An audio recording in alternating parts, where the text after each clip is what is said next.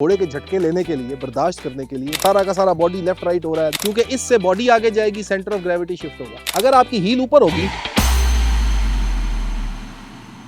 Ji. Today we are discussing about posture, कि घोड़े पर बैठते हुए इंसान का बॉडी पोस्चर क्या होना चाहिए, क्यों जरूरी है। तो वील स्टार्ट फ्रॉम हेड और हम टो तक जाएंगे, सर से पांव तक इंसान की बॉडी पोजीशन क्या होनी चाहिए।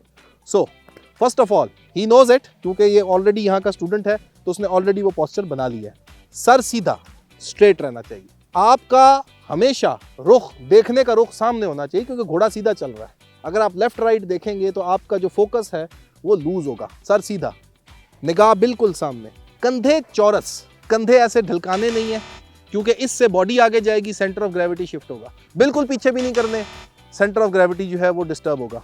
कंधे जब आप स्क्वायर करेंगे तो हेड, शोल्डर, वेस्ट, हील ये एक लाइन में रहेगी। हेड से लेकर यहां तक एक स्ट्रेट लाइन रहनी चाहिए। तो वो लाइन तभी होगी जब ये कंधे चौरस होंगे। इसी तरह सीना, यूजुअली हम लोग we chest out belly in, कोनिया बॉडी के साथ नरमी से लगी हुई। जब हम राइड करते हैं तो हम ये नहीं चाहते कि हाथ यूं हो जाए, क्योंकि जब आर्म यूं होगा, हाथ यूं होगा, तो एक अनबैलेंसिंग मूवमेंट क्रिएट होगी, एक एक्स्ट्रा मूवमेंट क्रिएट होगी, यानी कि हाथ यूं यूं कर रहे हैं, सारा का सारा बॉडी लेफ्ट राइट हो रहा है। नो, आराम से कोनियों को बॉडी के साथ यूं टच करके चलते हैं। कोनियों से हाथ एक ढलवान की सूरत में, एक इंक्लाइंड हालत में रहने चाहिए। हाथ बिल्कुल यूं भी ना हो, हाथ बिल्कुल यूं भी ना हो, समवट लाइक दैट। दोनों हाथों के बीच में कमोबेश 4 उंगलियों का फासला, 4 उंगलियों का फासला। बिल्कुल यूं ना हो, क्योंकि फिर ये हाथ और ये हाथ इंडिपेंडेंट नहीं रहेगा। बिल्कुल यूं ना हो, आप अनस्टेबल हाथ हो जाएंगे, हाथ बार बार यूं होंगे, समवट लाइक दैट। और हाथ कभी कभी अगर विदर को टच कर जाएं या इस कंबल को टच कर जाएं तो it's okay, but they should not rest on that कंबल। The moment you do it, आपका बिट के साथ कनेक्शन ब्रेक हो जाएगा। हाथ हल्के से ऊपर रहने चाहिए, बटक्स सीट की सेंटर में रहने चाहिए। जो ये थाई है, इसका अंदर वाला हिस्सा सैडल के साथ लगा हुआ हो। पेट इंतहाई नरम रहना चाहिए, क्योंकि पेट एक्चुअली जिस तरह गाड़ी के शॉक्स होते हैं, इसी तरह घोड़े के झटके लेने के लिए, बर्दाश्त करने के लिए पेट का बहुत पिवटल रोल है। तमाम झटके, तमाम आपको बम्पी राइड मिल रही है, वो सारी आपने पेट में एब्जॉर्ब करनी होती है। थाइज साथ लगी हुई, घुटनों से लेकर हील तक का हिस्सा बिल्कुल फ्री रहना चाहिए, बिकॉज यहां से आपने लेग एड इस्तेमाल करनी है, उसको कमांड देनी है।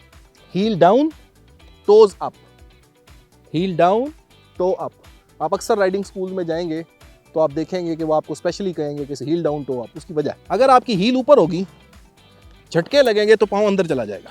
हील जब नीचे होगी तो पाँव कभी आगे नहीं जाएगा, क्योंकि आगे रुकाब पायदान है, तो आगे मूव नहीं करेगा पाँव। और कल को खुदा न खास्ता कभी फॉल होती है तो पाँव आसानी से रुकाब से निकल जाएगा। इट इज़ वेरी डेंजरस कि आप घोड़े से गिरें और रुकाबों के अंदर पैर रह जाए। Then horse drags you like anything. Never do it. Never ever.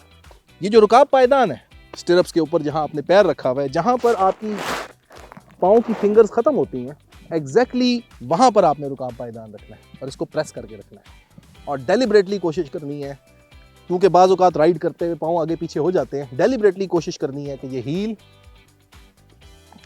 हिप्स and head, they should be in a straight line.